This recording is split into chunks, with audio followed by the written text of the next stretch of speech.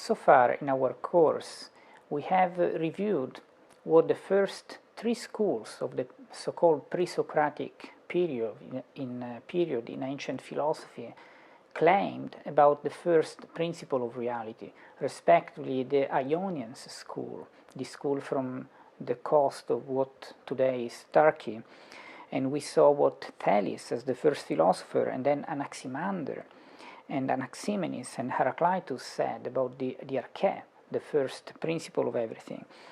And then we reviewed Pythagoras and his school, in this city in Italy called Crotone.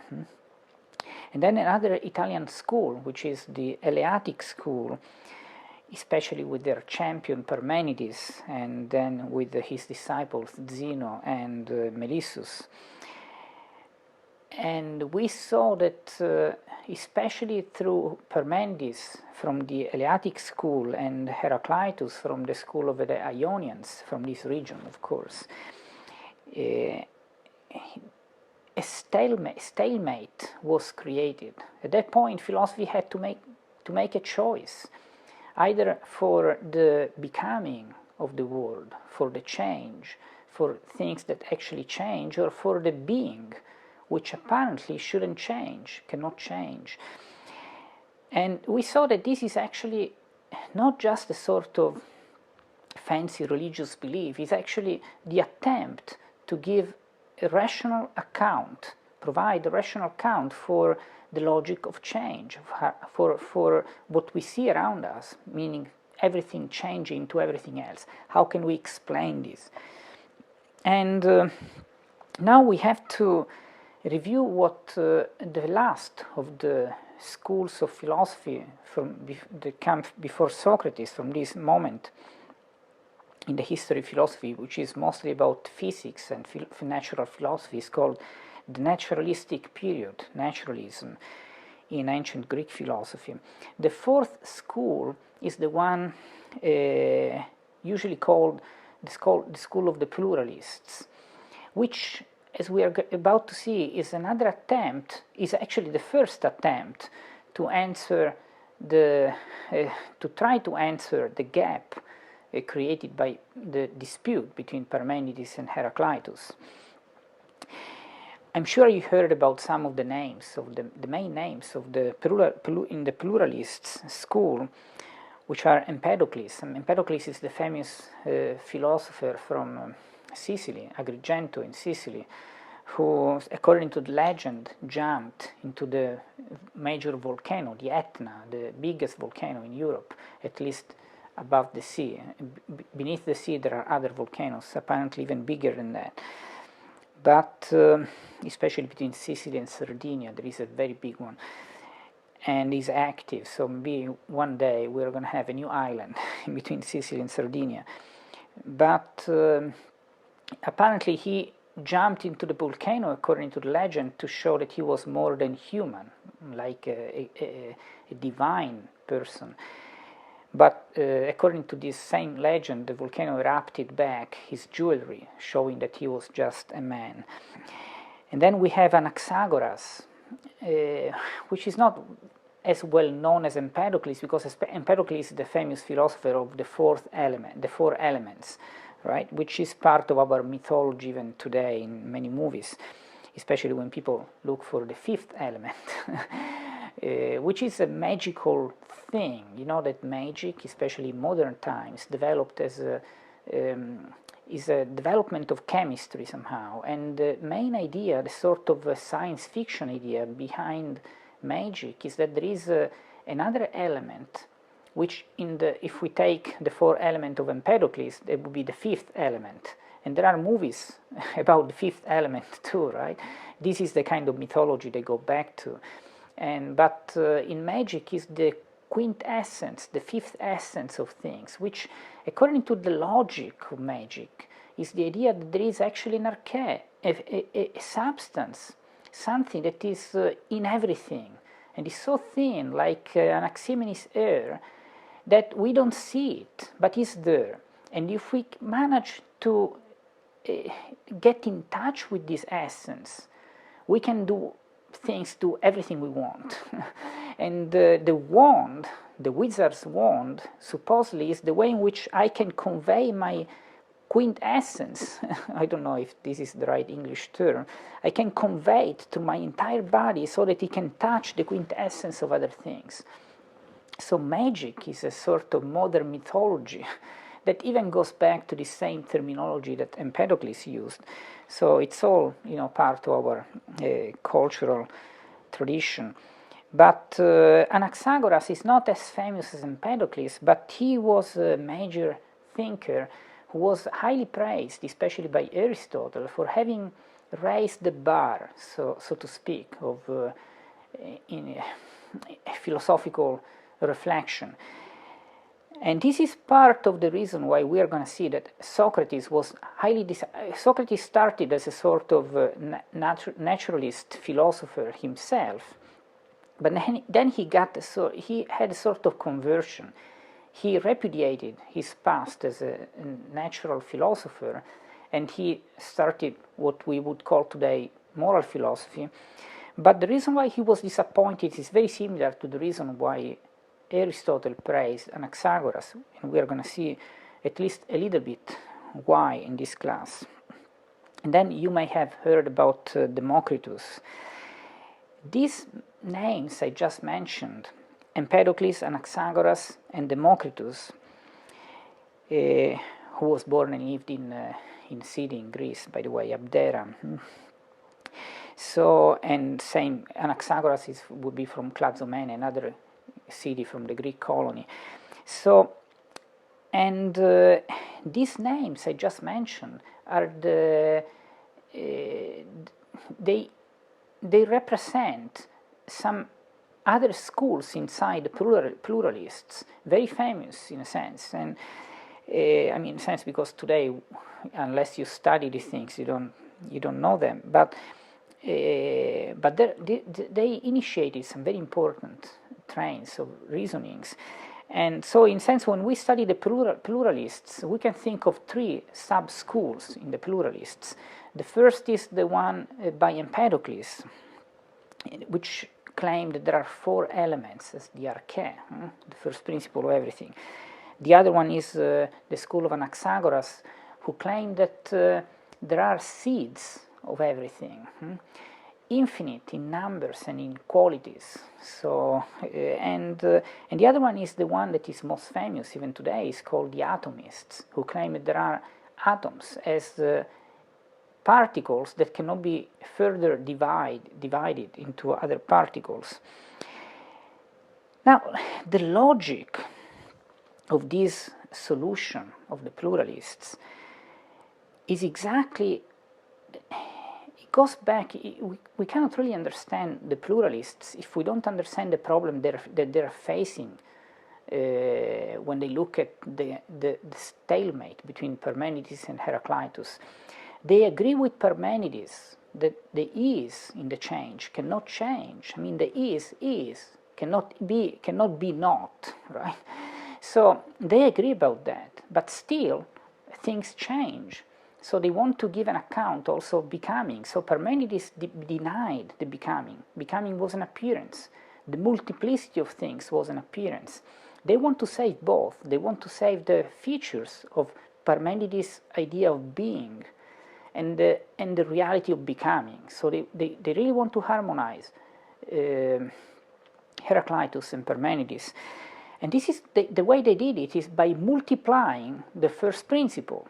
So they say, sure, the is cannot be not, but there is not just one of them. They are very small and there are many. That means that there is no birth or death. There is a disassembling of things and then putting them together. This is what happens in nature, that these elements are assembled in different ways. So they don't die, they don't be born, they're not born. They just change, like in the Legos, toys, right? Whatever you do with the Legos, they're just Legos. They don't die if you do something else with the Legos, right? So from this viewpoint, they thought that they had the perfect answer to this philosophical problem, which again was very logical, because in the logic of change, we need both to say that there is a passage, a transition from an is to another is, and somehow in between there is an is not, which is the change itself. So they were trying to provide an account for that. Let me review quickly some of their features, right? So I already told you about Empedocles. I mean, he's just adding one more element to the ones we already saw from the previous philosophers. So we saw water in Thales, we saw fire in Heraclitus, we saw the air in Anaximenes. Now Empedocles had the earth, and so these are the four elements that he chose. And it's not clear why he chose exactly these four elements, but it's kind of intuitive in a sense compared to his culture and development of previous philosophers. And Anaxagoras claims that there are, I already said that, infinite seeds in numbers of everything. So he's famous for having claimed that there is everything in everything, because in everything there is the seed of everything else. And this is why they can change into everything else. There is a similarity among everything. And the atomists said that there are all these atoms that are composed, that compose the different things that we see. The difference between these philosophers, roughly speaking, is that in terms of these particles, is that Anaxagoras put at the small level of reality, the scale, the level of the first principles, a qualitative difference between the several seeds. So seeds are actually different according to qualities, while the atomists, and of course in Empedocles the four elements are qualitatively different from one another, right? But the atomists claim that the difference among the atoms at their level is only according to quantity and geometry, but it's not quality. Quality is something that happens at the big level of reality, when we see the things that are composed by atoms. In this way, they anticipate an important distinction in modern science, which is the distinction between primary and secondary qualities in reality, where the secondary qualities would be the ones that we have when quantitative differences at the microscopic level generate qualitative difference at the big level of reality. So yes, these are very interesting insights into the logic of reality, of course, and we still talk about the atoms, and with kind of the same logic too. Now, all of these thinkers, and this is very important to me, they don't come out of nothing. They really follow the development, the scientific development of their predecessors. So, for example, they all share a very important insight about the logic of change, that it does need an engine, an efficient causality. So each of them puts into the picture an engine that puts everything in motion.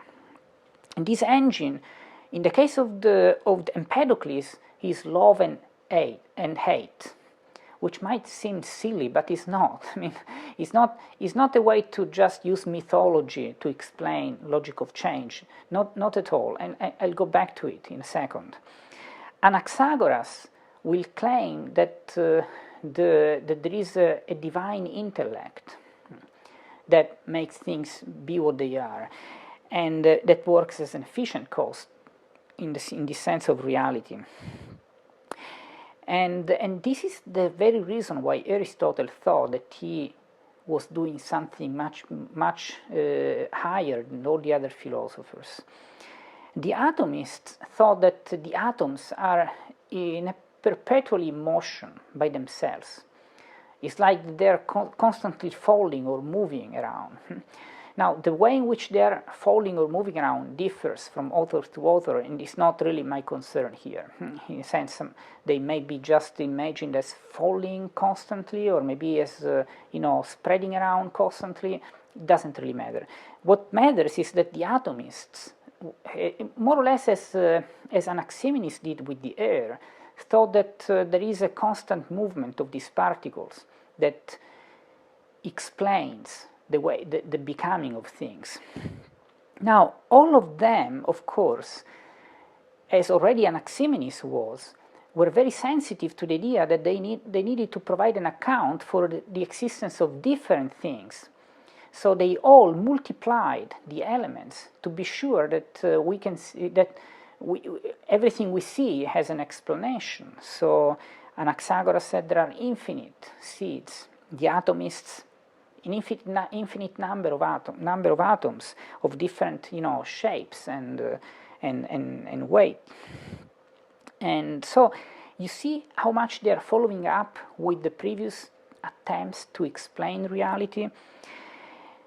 And in love and hate and divine intelligence in Anaxagoras, love and hate in Empedocles, are not just efficient causes. I mean, this is not the only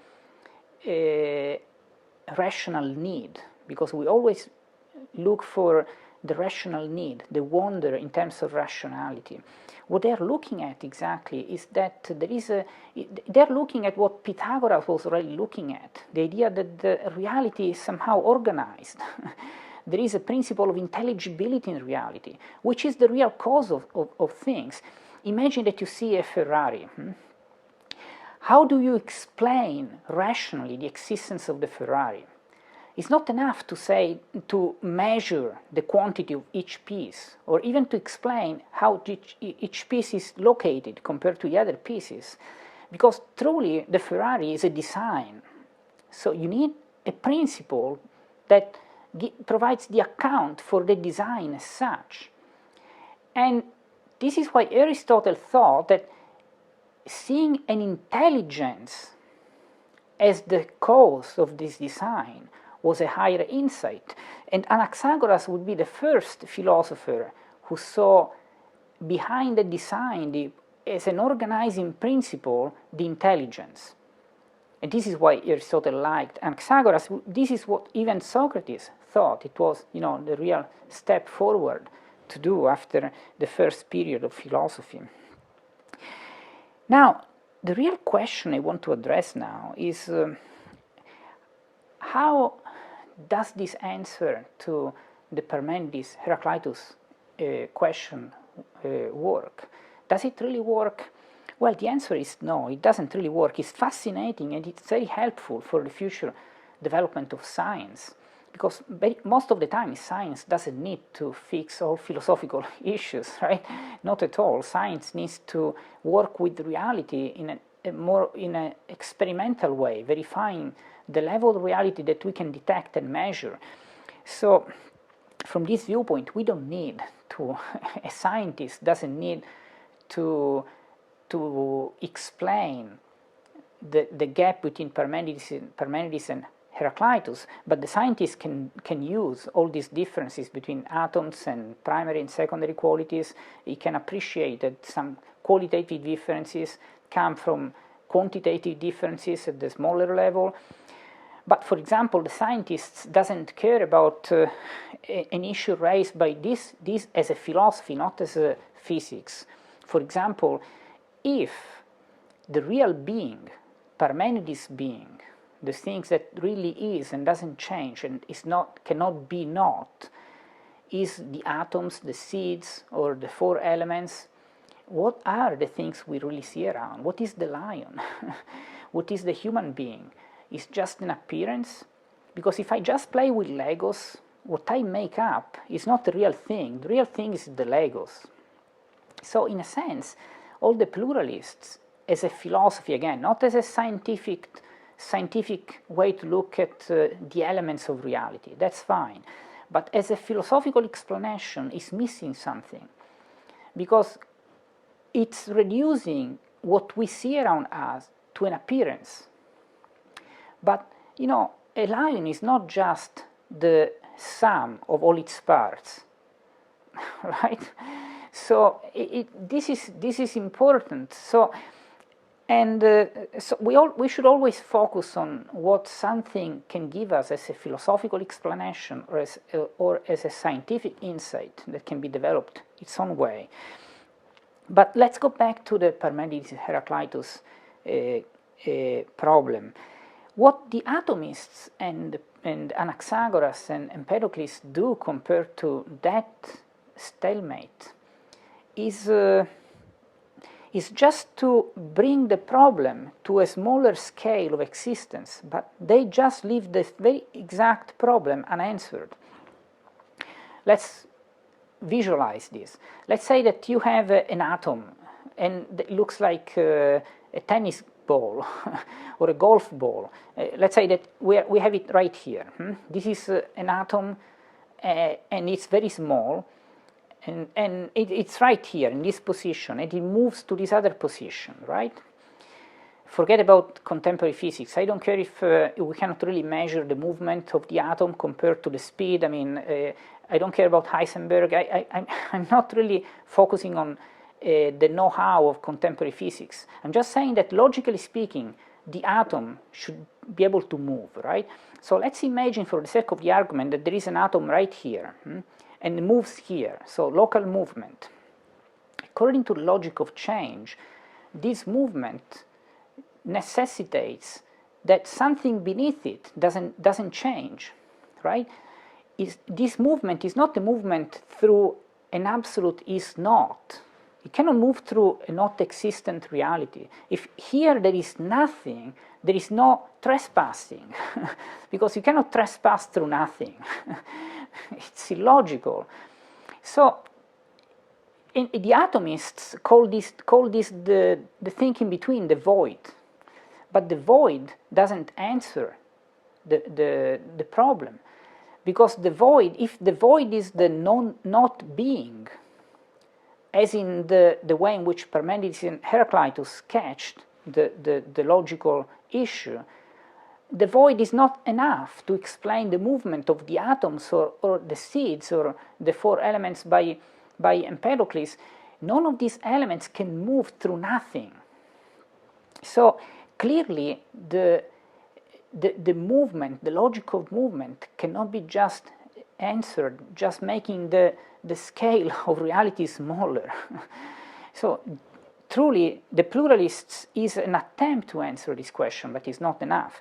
Aristotle would, as we will see better in other classes, will solve this problem by showing that the is not in the sketch we've always used of change, the is not in between the two ises is not an absolute is not, is a relative is not, is a potentiality as a real existence of being, but potentially. So when the baby goes from baby to adult, it's not like in between there is an absolute is not, because the baby is already an adult somehow, potentially. So, and Aristotle himself describes the is not in between the change as the existence in act of the potentiality somehow, which is not a playing with words. It's actually the idea that the movement as a movement is the potentiality developing of the very being, but is part of the being. That's why a small lion cannot become a big giraffe or an elephant. So this is not a logical change, because the small lion doesn't have the potential to become a big giraffe, but it does have the potential of becoming a lion, a big lion. So there is something that is not an absolute is not, is a relative one. Another thing I just want to mention before completing this review of the pluralists is just their account of knowledge. I cannot explain this now. I will do it much later, but it's fascinating and just want to mention it.